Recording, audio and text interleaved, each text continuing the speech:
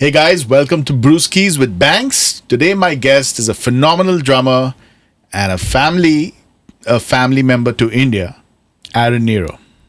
I'm happy to be here. Thank you. Thanks for coming. Okay, so let's start from the beginning. When did you start getting into music and playing drums?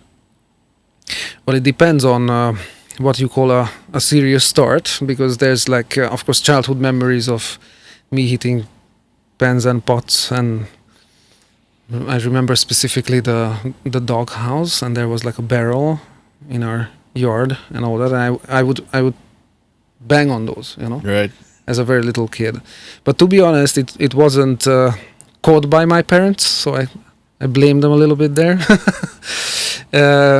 We didn't do anything with it for quite a while, and then I attended a music school at around the age of maybe 10 or something like that. And I have to admit that I was also attending a primary school, which was kind of music specialized. Right. But it was kind of like, my parents were teaching there. Mm-hmm. And it was like they just, put me in there, Right, right. So it was not any specific interest at the time. Okay. Despite the fact that I was listening to music a lot, though. Okay. With attention. What kind of music? Classical music, because my father was listening to a lot of classical music. So this is of course in Budapest, right? Actually, no, this is in a town called Mezőkövesd, which is a northern eastern part of Hungary. Okay. Small town, and both my parents were teachers. Anyway, and so I was listening a lot of classical music because of my father, and a lot of pop music also because we had these LPs, Yeah. And my sister would listen to them and all that. So I was just like following what was around me, as I guess most kids do. Yeah. And so anyway, back to the school business. I went to the music school because it was compulsory to learn an instrument. Right. Actually, for us, because it was music specialized. Yeah. Right. So I was in a choir there and everything. And we learned a lot of stuff, actually, which proved to be very useful later Right. on. But I did not take it seriously at all. And I went to the music school also with I didn't really want to go. It was like, okay, I have to. So Right. I was like, okay, I want to do drums. I don't even really know why I said that at the time, but I said it. I don't remember the intentions at the time. You had to pick one. I had to pick one, yeah. And there was no percussion in that specific music school at that time. Mm-hmm. But I got unlucky because the next year they introduced it. Ah. So I had to go, And to be honest, at first, I did it for like a year and a half and I left it. I didn't like it. I was doing it, but, I was forced to do, as most kids, all that stuff what kids don't really want to do. From the solfege and music theory and do melody instrument and all that. And I was like, not so much. But I was into drums, though. Yeah. I like that. So I left it. And it was around the age of, I think, about 15, when I just had like a dopamine hit from listening to a Green Day album called Dookie. Of course. It's a classic, right? Yeah. And from then on, it was just like unstoppable. I just had to do it. And I went back to the same school and the same teacher. And he was a little bit more aware, actually, at that time, because he asked me, like, okay, what do you want to do? Okay. He asked me finally. So I told him, this is what I want to do. Right. But he was like a classically trained dude. And we ended up doing just the same stuff over and over, just snare drum and all that. And I wanted to do the kit. Right. So what kind of material on snare drum were you doing? Kind of etude yes, roll things? Yeah, exactly. Like Wilcoxon kind of? Oh, I wish it was Wilcoxon, not even that. Yeah. Okay.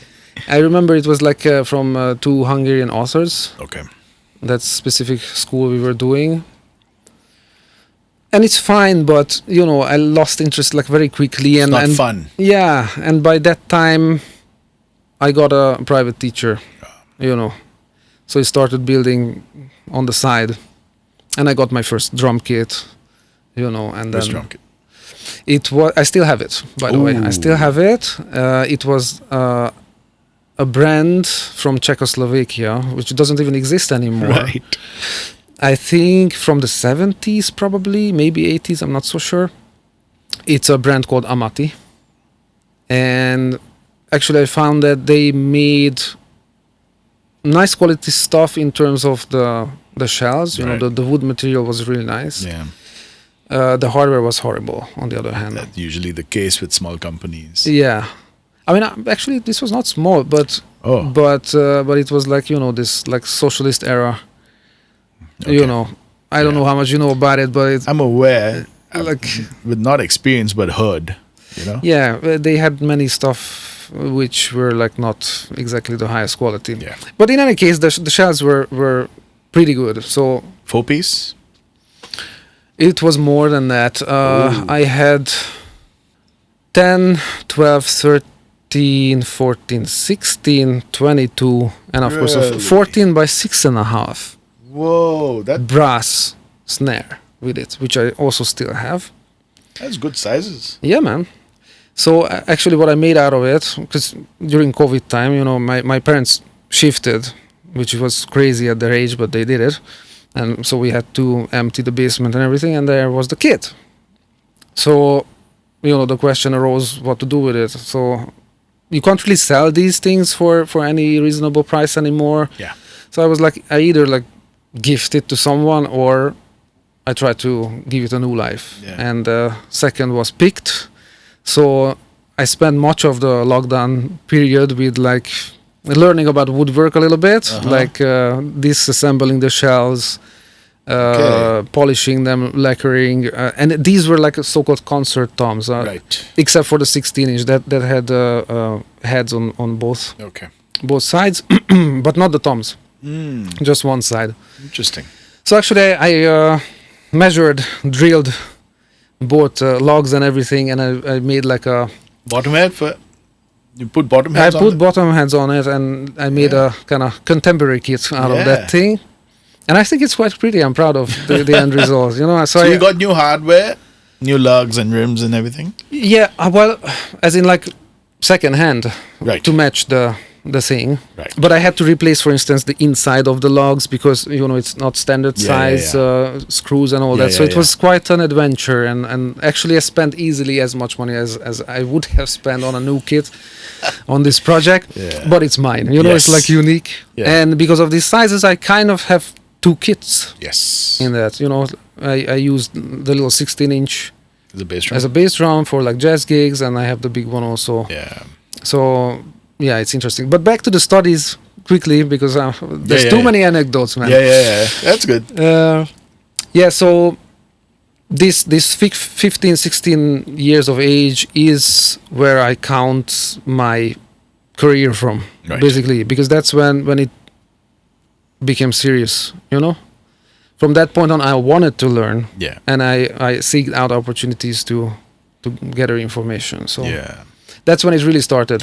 Yeah. And like from the point of view that you knew that this is what you wanted to do for the rest of your life. Yeah. Yeah. Yeah, that's when I had that thought. Yeah.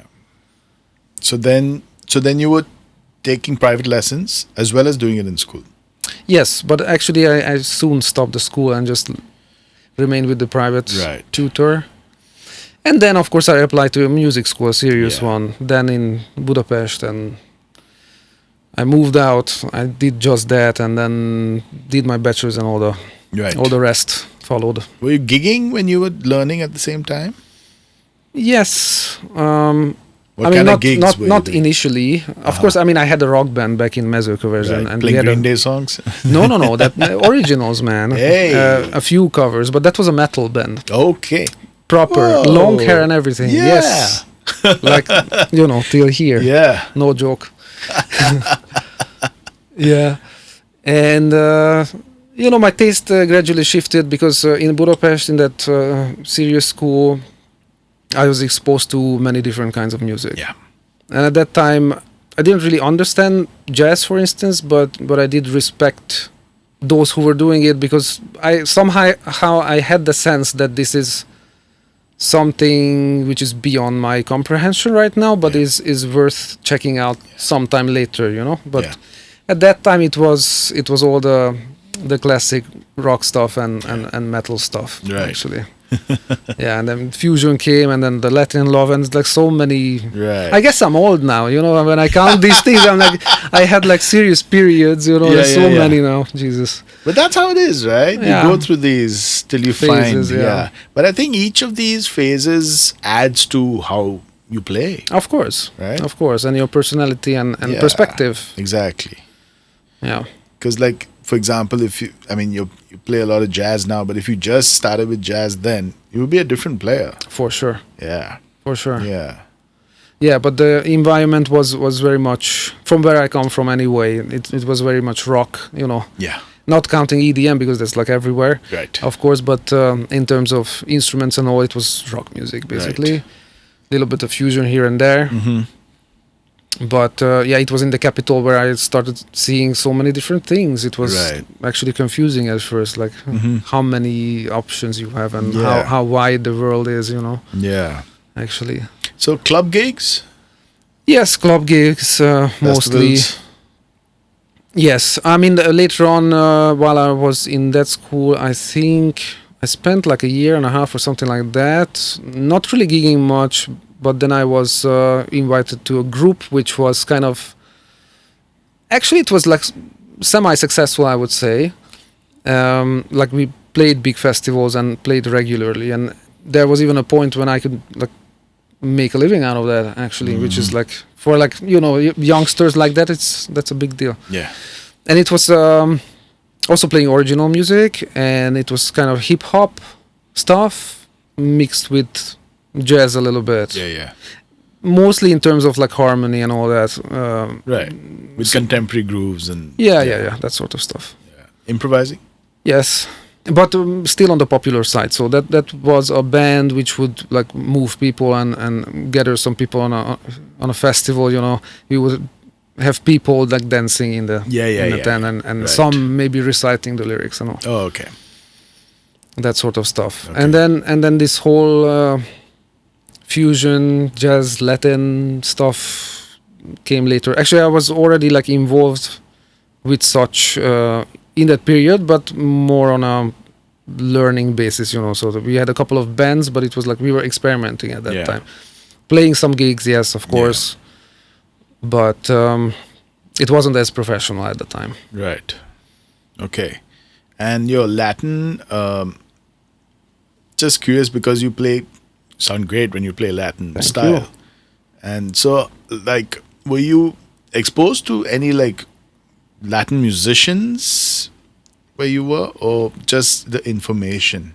So the way it started was way back when I was just starting out, and I had a friend whom I bought my first kit from, by the way. And he also gave me a lot of VHS cassettes, you know, with the Buddy Rich Memorial on it and lots of things. Yeah.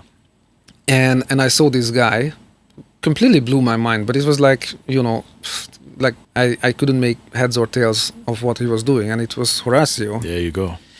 Was But it the Modern Drummer Festival with you? I think so, with Patitucci, just yeah, that's the one. Yeah. the two of them, yeah. It was mind-blowing, but it was also like I had no clue what he was doing, you know. But that guy, along with the John Scofield group also, was on the same cassette. And both of these performances were like, I knew I had to do something with this later on, but now is not the time because I don't even know where to start. Right. So that's with Dennis. No, it was with Bill Stewart. Oh. The jazzy vibe. Okay. Yeah. So these were like material for later, you know? Yeah. But then in the Budapest school, I was exposed to the Michel Camilo stuff and absolutely fell in love with it. Yeah. The big band record, you know, which is fabulous. Yeah. Till date, yeah, it's killing. like amazing, man. Yeah. And but of course it's very fusiony Yes. because of Cliff Elmond, who I also admire. But then I got a little CD with I asked a friend for an ear training app or something like that, and he gave it to me with a lot of extra. And one of these extras was the From Within You know that tune, Michel Camilo tune, From Within. Maybe if I hear, I don't know the I'm title. sure you do. Yeah, yeah. But anyway, with Anthony Jackson and Horacio. But Yeah, it was a video, and I was like, this is the guy. It's on YouTube. Yeah. And it was like, oh my god, this is the guy. Yeah. You know, and then everything clicked, and basically I was in like blind love for the next like 3 years with this whole thing, and worked on nothing else but that. Did you get conversations in clave? Oh yes, of course. And that was also a period when we did have a band, which was fun, experimental, of course, in nature. So we were trying our wings basically, but it was not a big band. But we had like 5 horns, you know, 1 or 2 percussion player next to me, and bass, so big piano. ensemble sections. Yeah. And over the years, because we played, I think for at least like 3-4 years, maybe even more than that, with that group, and we did have some Colombian and Cuban people coming and going in that band. So I was exposed to the OG stuff, you know, a little bit. So that was a fun period, and I think that's when my Latin playing was basically developing, you know, and had its foundation. And I think till date I rely on that stuff, what I was doing then, a lot. I would feel that because it's important, like any style of music, but especially something that's like not around in your area, you know, in your country, so to speak. If you're not, you can learn the note, you can learn the technique, but if you're not playing with cats like that, you're not understanding how it's supposed to be played, you know. Yeah, it's very important for sure.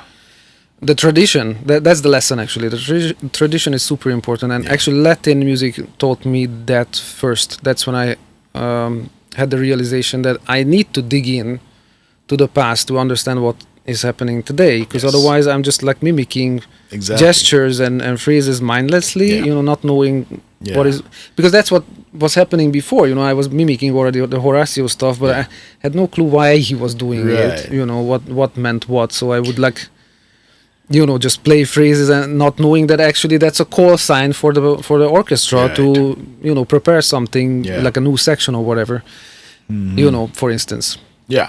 So the intent behind what you're playing was not there, but once you started to understand. Yeah, exactly. Exactly. Which is super important, I think. Yeah. That's what makes what you play meaningful, really. And gives depth. Exactly.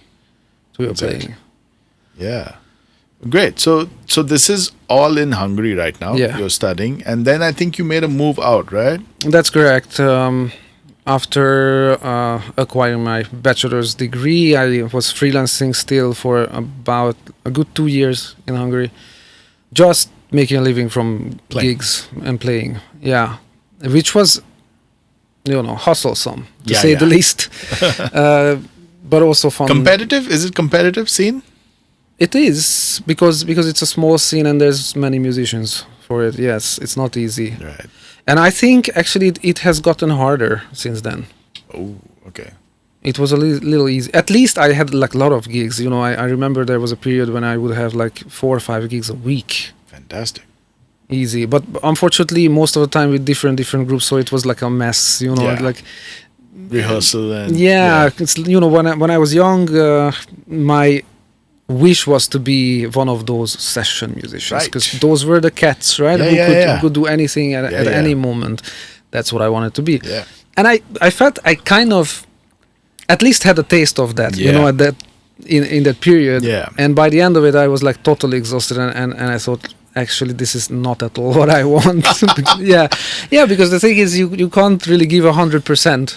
If you have to learn a repertoire, have one rehearsal at best, hit the stage, next band with the next repertoire, you can't create depth that way, you know. Right. I mean, you can do the job. Yes. And it's fun for a while. And you know. And I think it's that limit. Like, I understand that it's like you want to prove to yourself that you can get out there, take all the gigs, play them well, and you know. Yes. Yeah. It was about that. I guess so. But then you felt something was missing. Absolutely. Art was missing actually at the end of the day, you know, on one hand. And also I was like, because most of these were like, I mean, it was all kinds of gigs, festivals also, but throughout much of the year, because in Hungary the festival season is the summer. Right. Outside of that, you have clubs, and clubs don't pay enough really to to sustain yourself. Definitely not lavishly anyway.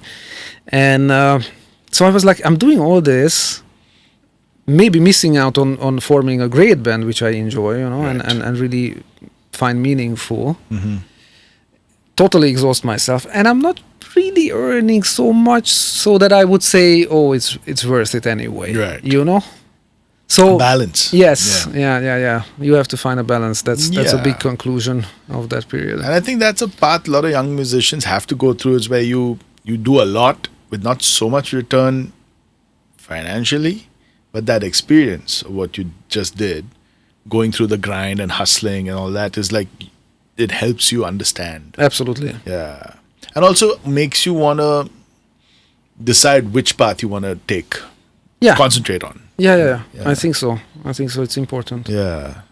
Although I envy those cats who kind of, grow up in that environment, in family or whatever environment, where they are kind of guided already, an early age. I didn't have that though. I had to go through all these phases and grinders, to realize for myself. So like mistakes here and there. Yeah.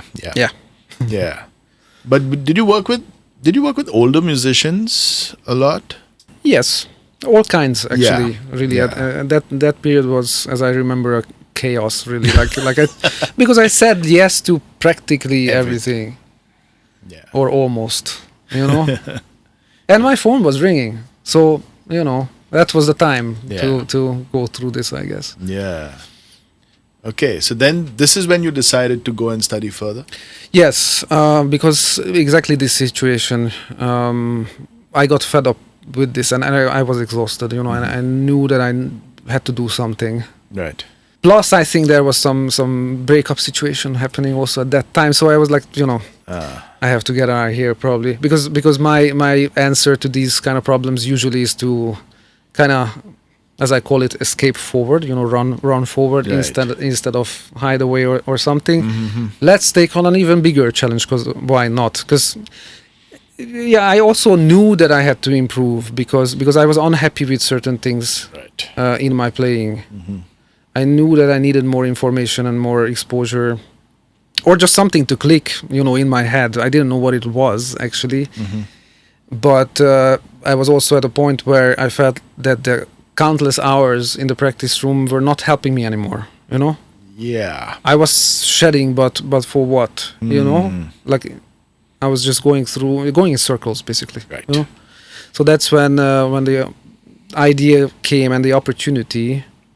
Actually, thanks to some of my friends who were applying to the Amsterdam Conservatory, because probably by myself I wouldn't have done it. Oh, okay.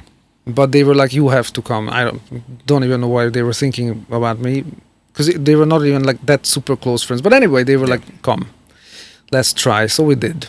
And I got in, and I was like, damn, now I have to move out of here. And I've never been like outside of I've been outside of the country as a tourist. Yes. But that was about it, and that only a few times also. Right. So, and now this was, I don't know, May or something. Mm-hmm. No, the May was when I received the letter that based on the recordings and all that, they want to invite me for the actual entrance exam. And that was, I think, in early June or something like that. We're talking 2012. So you had to go there for your entrance? Yes. Okay.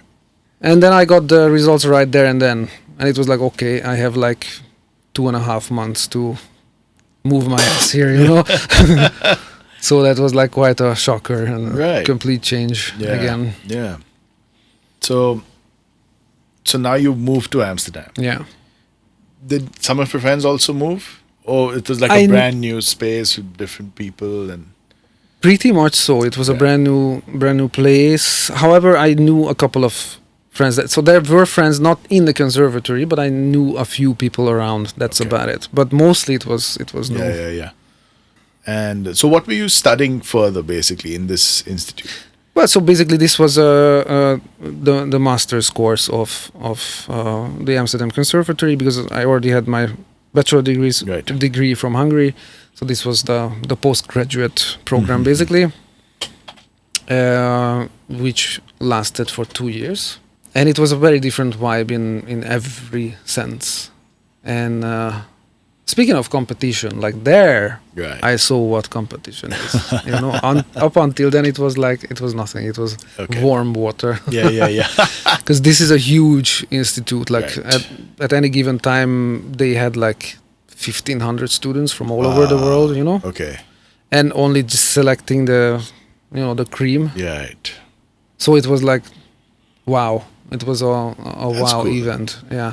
Yeah. Also kind of depressing at first, because yes, I seen some very serious cats. Right. But I was saying inspiring too, right? Yes, absolutely. Yeah.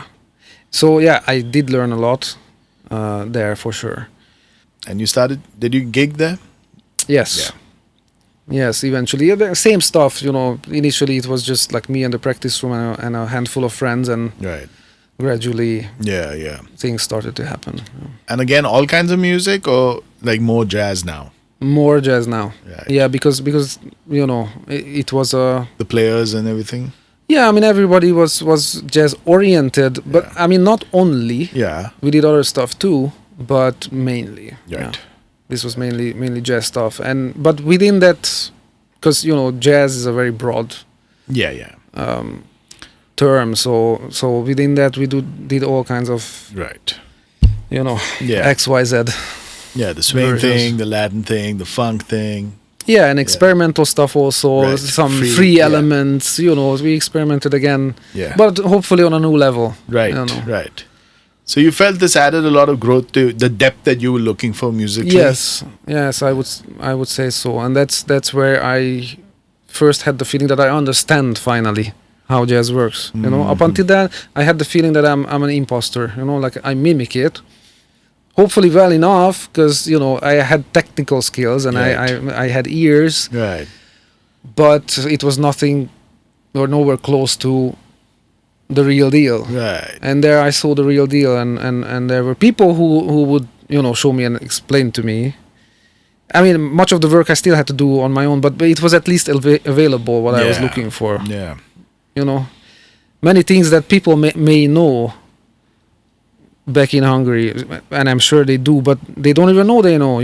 Whoever was brought up in that environment and is a very well established mainstream jazz player might not know what I need to understand, or what Right. needs to click in my head to understand. Right. But there, everything was available, and the Yeah. push certainly was there to Right. make it happen. So it's like I look at it as, okay, you get the answer to why you're playing what you're playing.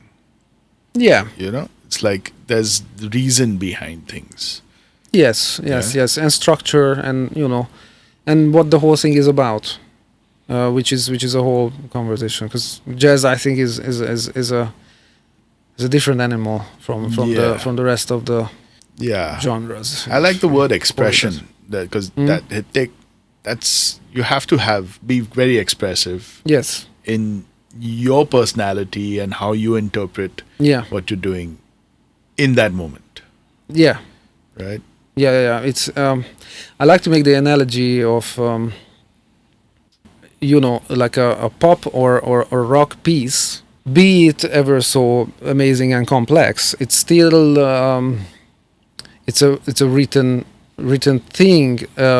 So the analogy is a speech. Yes. It's like you learn the thing as it is, and then you recite it to the best of your abilities. right. That's how it is.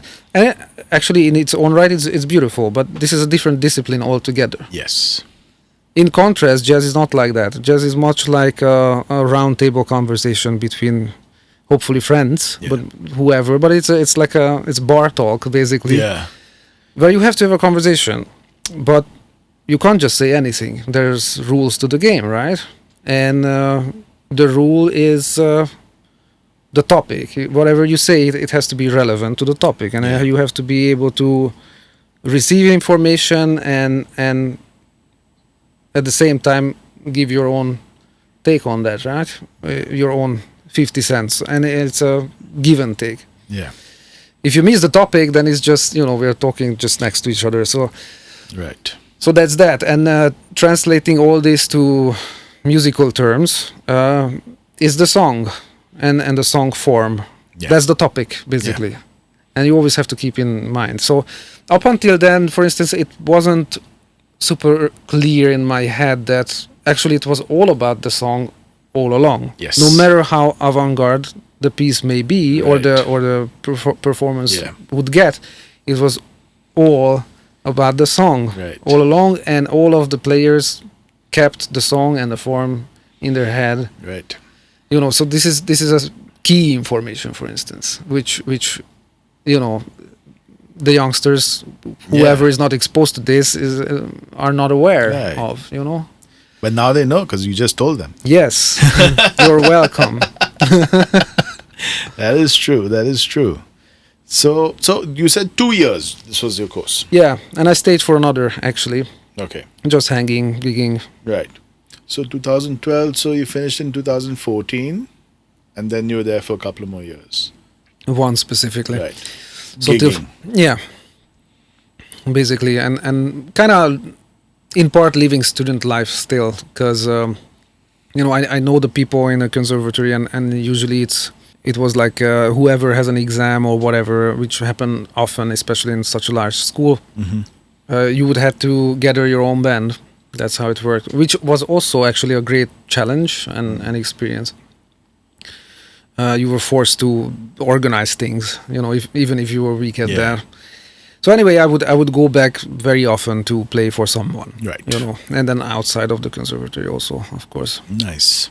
And little tours happened also with some bands. And like by that time, we were playing with Marios and Odysseas, for instance. We had a little Right. Spain tour and some other places also, but I'm forgetting those now. Right. So a little bit of travel, Yeah. getting tours, and experiencing that side of Yes. touring musician. Yeah. Right? Yeah. I mean, usually these were like shorter ones, not so Yeah. extensive and tiring, and we were younger also, let's be honest. So But you could yeah. do that. So then when did the India call happen? Yes, the responsible person, I must point out in the beginning, it was Odysseus actually. So the thing is, TSM was established in 2012, if I'm not mistaken, or around that. And their connections were so that they were like basically importing freshly graduated people most of the time for shorter, longer periods from MI. Was it MI? No, it was Manhattan School. Manhattan School. That's right. Yeah, from there and Amsterdam. Yes. And the focus somehow, I don't know for what reason, but by the time I was here, shifted to Amsterdam. Yes. And of course, many of my friends came for shorter periods. And then one day, it was Odysseus' turn. He was leaving, and we had his farewell party. I still remember his room, like it was like an attic room with like a circular window and all that. And we were sitting there after consuming some beverages. Yes. And he was, I don't know till date why, but he was like convincing me, like, not just talking about it, but like really pressing me that you have to come to India, man. And I'm like, it was not on my horizon. I didn't know much about it. Like, Right. why? So I just left it there. But he was like, no. Talk to Aki. You know Aki also. Because those folks, Aki and what's this Italian bass player's name? I'm forgetting. Jean-Luc. No. Before him, Marco Zanini. Yes. Those two cats were the connection for the school. So they were recruiting people actually. I didn't know that at the time, but I was playing with Aki in a band at that time in Amsterdam, and I never heard about this. And I'm like, really? Okay. Yeah. The guy kept a low profile, and it was like a couple of weeks later, I would meet him in the conservatory, buying a coffee, and like, hey, what's up? And that was the end of it. He turns away and walks away, and this clicked in my head, and I just like shouted after him, like, "Hey, I hear that you're the guy for the, Far East connections." Yeah. And it was like a spy movie. It's so funny. Anyway, the guy is funny, you know. Yeah. And he turns around and goes like, "Shh," with the coffee in hand, shh. let's meet at the elevators. I'm like, okay, that's okay. So we go to the back and meet at the elevators, and he explained that, yeah, I mean, it is the case, but we don't like to express it so loudly because there's so many people, you know, and thinking of it is true. Like, imagine all those people, fresh graduates, like so many, like hundreds of them every year, hungry for work and everything. So okay, I understood. But he was like, send your CV and we'll see what happens. And to be honest, I didn't, because again, like, I was still focusing on probably I'm gonna move back or something. I was communicating with a school in Hungary. In fact, I met them. Oh. So it got to a serious level. But then one day he messaged me that now is the time. So send your stuff if you're interested. And I was like, what do I do now, you know? Right. But then I was like, again, this was like betting for the more difficult a little bit, you know? Right. Challenge. Yes, because I knew what was probably awaiting me if I moved back, and I just came from there, you know. Do I want that back? And I was like, maybe let's try something else and see where it goes. Worst case scenario, I can, you know, always quit and pack up and come home. Yeah. So this is how it happened, and after that everything followed like very, very quickly, and within like I think 2-3 months max. Wow. I was here. Right. Yeah. So this is a long story, but I think it's a fun story how all this happened, because it was so unlikely, actually. Yeah. So it was never thought like India, you know? No. It wasn't like that. Pretty much by chance in a way. Right. Yeah. And I think did I meet you immediately when you came? Like pretty early on when you were here? I think so. I remember you. It didn't take long. I don't know why I was there. Maybe for a workshop or something. They used to have these annual workshop thingies, you know. And I saw you with your brown. Oh yeah, the case. infamous case. Yeah. But when I saw the case, I was like, okay, this cat might be a serious player. You know, you can make up by the case sometimes, you know. Yeah, I guess it does represent care for the art form. Right. Yeah. And I think that's when we first met, I think. Possible. To be honest, I don't really remember when we actually first met. Because I remember the case clearly. It could be that we met there. I remember Blue Frog, but that might have been after. There was a gig/jam happening. Right. That was very shortly after I came, and you were playing with your dad, and we also played a little bit with your dad. Yeah. And this was a kind of a TSM blue event at Blue Frog. Maybe. Yeah. I'm not so sure anymore. A long time ago, man. Because of our show, I mean, a lot of things used to happen at Blue Frog. Yeah. Could have been the case. And Scott Kinsey was there. That much I remember. Oh. Do you remember that? Yeah. He came onto the stage also. Yeah. Right. I remember that. This is 2016. This is a while ago. Yeah. I played some gigs with him with Nana at the time. Sweet. Yeah. And right. Okay. I remember this. But I think I met you. Okay, now I don't know which happened first. Yeah, me neither. it's in the haze of the past, I'm afraid. Yeah. Right. So you're here at TSM. So how was that experience? A wild one at first, you know. Yeah, because culture shift. Oh yes. Yeah. Oh yes, all of that, and also like both ends of it, you know, like right away. Yeah. Because if I can be frank, and why not? Yes. Like first I exited the airport. You know, I don't remember the name of the road, but you know, if you go to like Parel, like that main road, and it was like 5 a.m. or something, or 6 at best, and there was nothing else but like goats and you know, and stray dogs on the street at that hour, and I'm like, who am I going to play jazz here for, man? You know, that's my first thought. And then we arrived to this posh area also, you know, an hour later max.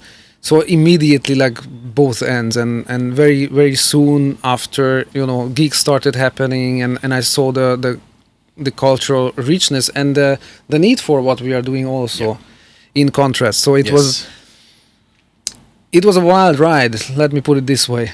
But yeah, I did fall in love with the whole thing because honestly, I felt a lot more appreciated as an artist and also as a teacher Right. than where I come from.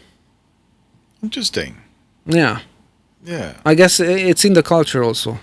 Possibly, but I was gonna say like, yeah, because of India having its Indian classical heritage and just the way the culture is over here with teachers and stuff like that. But then Western classical also has a heritage of Yeah, but I'm not a pedagogy, classical musician, my friend. That's the difference. Yeah. Mm-hmm. I guess, but still, it's different. I think it's different. Like people's outlook on life to start with is different. I think it's just a different attitude towards life and towards, arts and a guru Right. is different. Yeah. Right. So that made a difference for sure. And luckily, I'm very curious about exotic foods and all that. So I for instance, I never had a problem with the food. Many people do, but I was just hogging in everything. Yeah. Right. Please show me something new. Did you ever, when you first came and you ate the food, did you ever get a kind of a stomach bug? No, not really. Because usually sometimes you need one stomach bug to kind of completely get out of that and be like, okay, now I can do anything here. No, what I do have though, and every time I come back, I need about a week for my stomach to get comfortable with the amount of spices in food in general, Right. No matter how sada the food is. Okay, so you're here at True School, Yeah. right? Let's get nerdy a little bit and let's talk about the drum course at True School. Okay. So was there a curriculum set up already when you arrived for drums? There was something, but to be honest, the curriculum was a mess. So very quickly, within months, we were asked to create our own. So that's what we did. Right. That's what I did also, based on my experiences up until that point. Right. Which was a little bit square, if I may put it this way, because we had to comply to certain regulations and certain requirements. So to be honest, it didn't feel like we can be like super creative with it. I mean, to a certain degree, yes, but we were boxed in a little bit with certain things. Did you use any of the classic drum books that? Oh, absolutely. Right. Of course. Most of what I worked from up until that point, some of which probably you wouldn't know because it was a lesser known thing. A guy called Chad Dobo. Have you ever heard of him? I bet.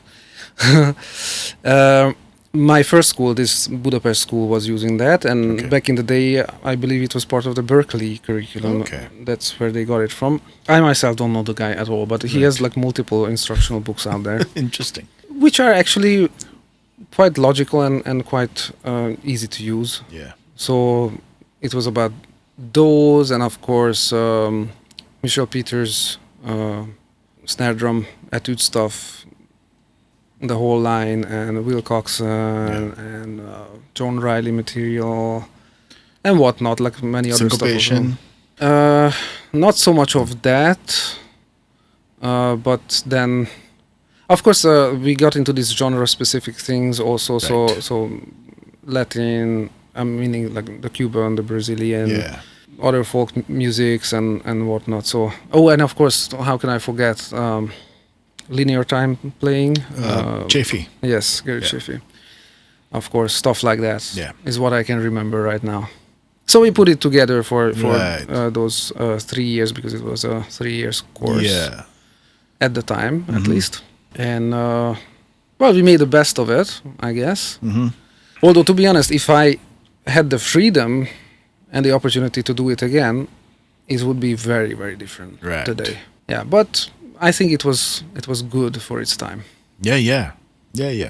And also, were you doing a lot of stuff outside of the material to work with the students? Yes, Actually, as much as I could. I mean, we tried to, of course, follow that structure. It was a logical structure and I think useful. But especially with those who were more able, of course, I would ask them, like, what are you interested in? Bring music. Let's, do some transcriptions or find material for that. Yeah. So yes, of course, we did stray away from that quite a bit, depending on the level. Right. Because people with practically zero knowledge also join. Yes. And sometimes people who were very advanced. Yeah. In the same batch sometimes.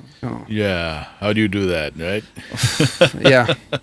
It was actually in Lower Para not so much of a problem. Right. Because we had enough time and luckily like not too many people most of the time in one class.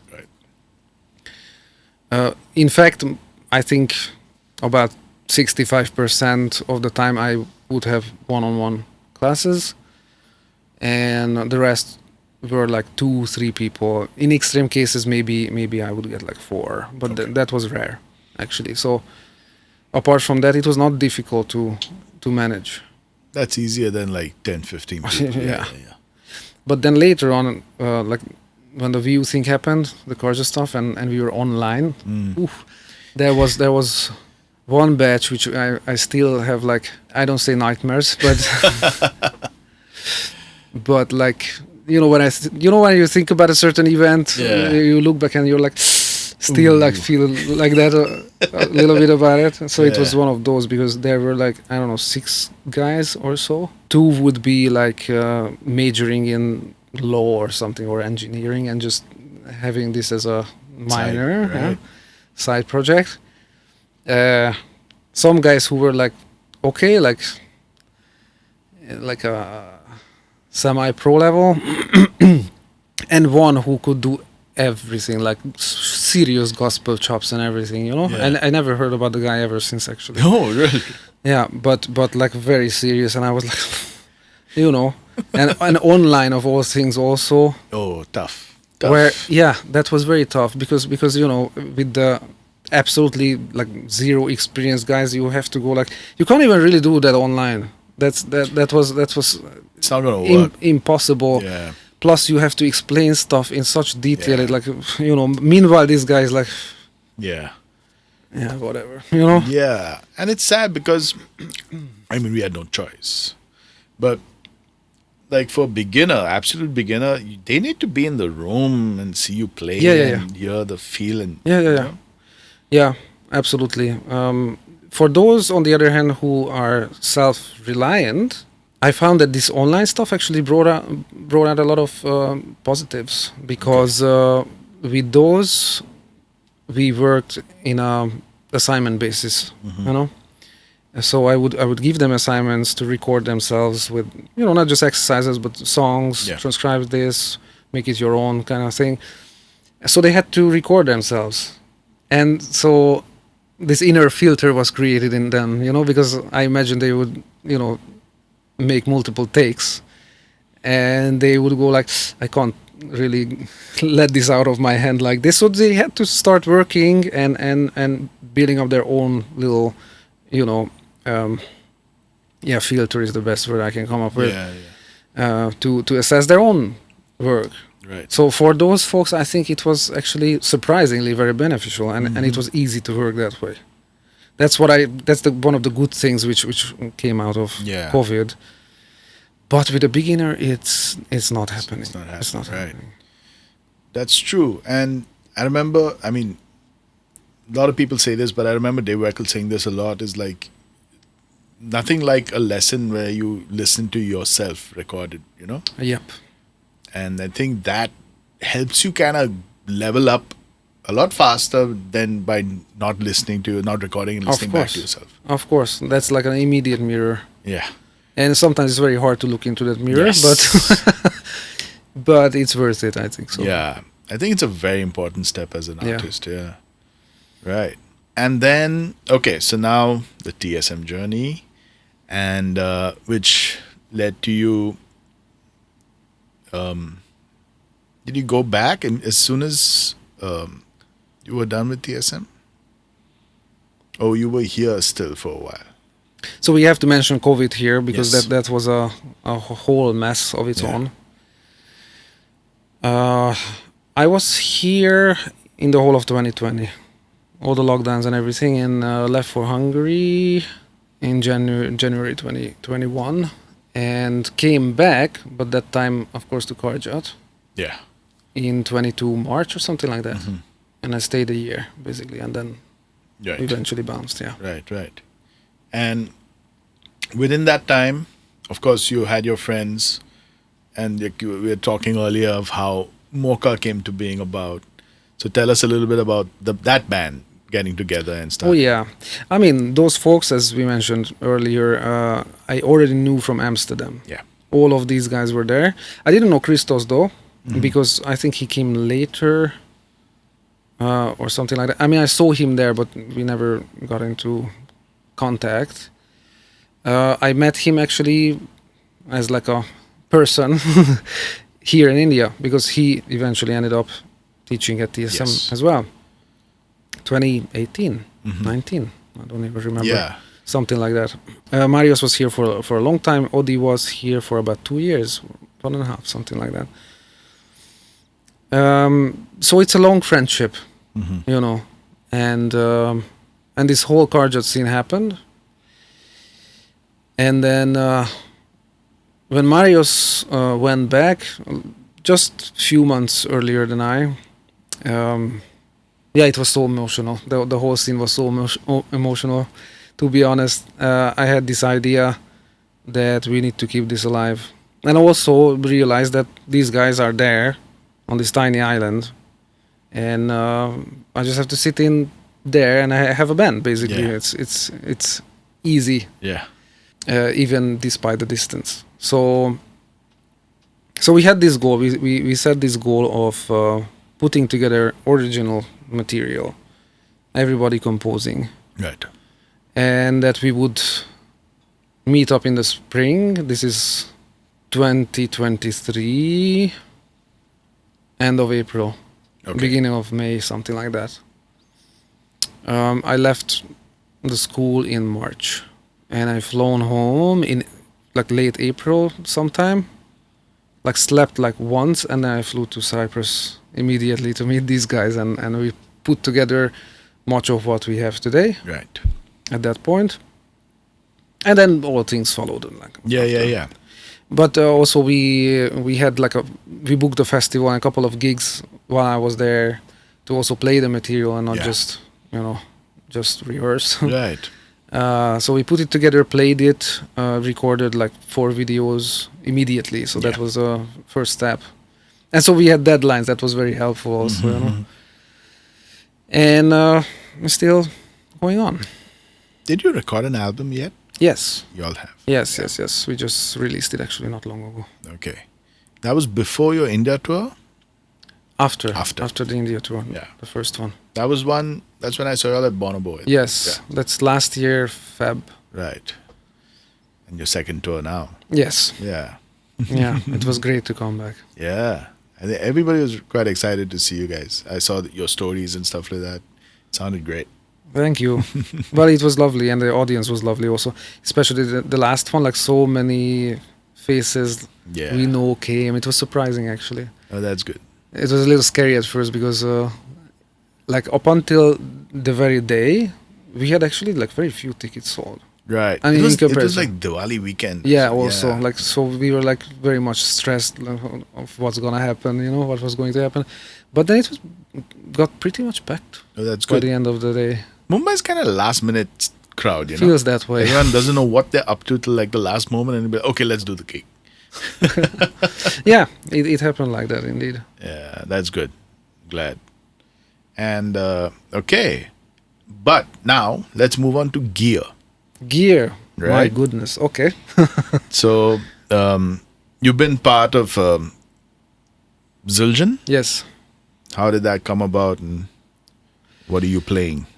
Well, this happened actually a long time ago. I think 2018. We have to date back to. The year was the Zildjian guy. Okay, Yeah.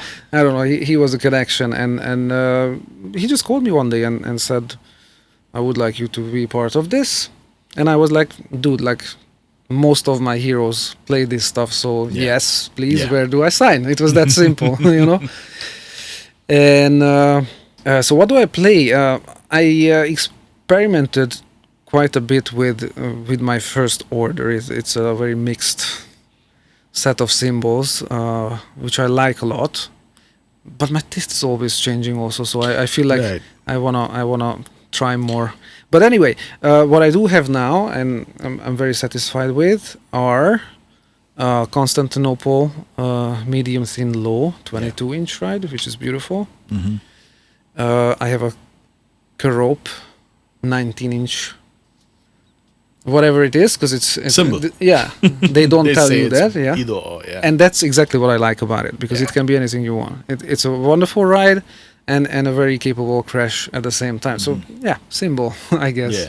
Yeah. What else do I have? I have an A custom 18-inch crash. That's a must-have. Yeah. I mean, for all the rocky, poppy, fusiony stuff, that's like a winner, you know. Yeah. Like the classic Vinny crash, you know. Yeah. I have a dark 17-inch. K dark crash, which I don't really know why they call it dark, because it's so pretty. Like I think it's a pretty crash. It's just beautiful. It's made for pretty music. Yeah. Anyway, I have a 16-inch Avedis crash, which is also very versatile. But what I'm most fond of probably. I almost forgot my 21-inch special dry ride, which I also love, and the hi-hat I'm using is my main thing, which is not even a hi-hat. It's like a 16-inch EFX. Right. On top of a 16-inch special dry. Yeah. They are like paper thin. Yeah. And it's very much, to be honest, Eric Harland vibe. Yeah. But I got the idea, of course, from him. Yeah. And I just saw an interview with the guy who said that, well, you know, one day I realized that kind of everybody's doing that now, so I moved on. And he's using like other stuff, which is great, because he left the space for us to use the OG thing now. Yeah. Anyway, so that hi-hat kind of is something I love, and also sometimes I use it as a stack. Right. Which I don't even know which role I like them in more. Mm-hmm. They are so good. Also have by the way, a 13-inch special dry hi-hat. Yeah. Usually for like poppy, rocky, fusiony stuff, I use that as a hi-hat, and then I was gonna say, because the FX is pretty specialized for a certain kind of vibe, right? Yeah. It's not really like if you're doing a pop rock. No, it's not for everything. That's for sure. Yeah. So I change the roles for the cymbals. The gig, yeah. Sometimes it's like stacking. Sometimes it's a hi-hat. Sometimes maybe I'm in a mood for a small thin ride today. Other times is the big guns. Yeah. You know, depends. And you're playing Bigfoot sticks? Yes. And to be honest, I'm sticking to the OG SD2 Bolero ever since Amsterdam. I was introduced to it there, and I'm using that since. It's maple? It is. Right. So it's a fat stick, but relatively lightweight despite its size. Yeah. So I like the fact that it kind of fills your palm. It's not like just something is hanging there, you know, but it's like it has like you have a firm grip. Even if you have like a loose grip, which you should, by the way.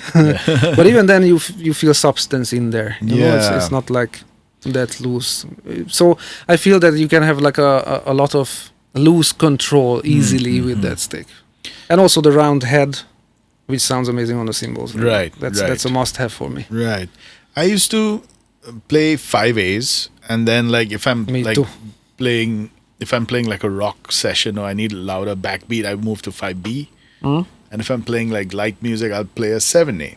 But then they respond very differently. Yeah. But then I like the feel of a 5B, and then that little kind of small tip on the stick for the cymbals. I found that, and I feel that, I don't know, for chops, a little thicker stick is better. Probably.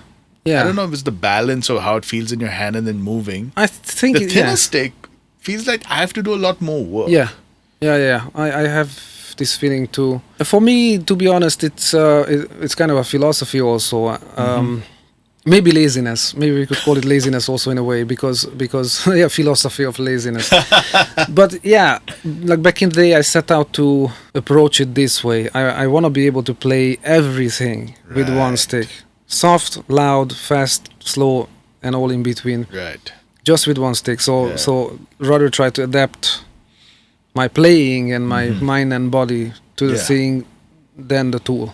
Right. Rather than the tool, you know. Exactly. But from another perspective, you can call this laziness also because it's like, you know, otherwise it's like a lot of research of, Yeah. you know, what fits what. Right. And I didn't really do that much of that, to be honest. But sometimes I do enjoy a change. Yeah. Like a 7A, as you mentioned, that's because then you can have such light touch with that thing. Yeah. So it has something to it, but still I'm like, I want to be able to do it with That's true. That's true. my choice. So I've been playing like the Meinl sticks, the 5B hybrid sticks, hickory, and so now the idea, if I want to play kind of in a softer musical setting, they make a maple version of the same stick. Nice. And I find maple, you can have a lighter touch with maple wood. Yeah. Yeah. So I'm kind of keeping the same stick, but having two different kind of woods. Uh-huh. Yeah. Interesting idea, Yeah. actually. I also thought about what if I had a hickory Yeah. SD2, but I think probably it would be like very heavy. Heavy. Yeah. Because with that hickory is size. heavier wood than maple. Yeah, Right. I would try it though. Yeah. Because that tip is unique on your stick. Yes, Yeah. and actually that's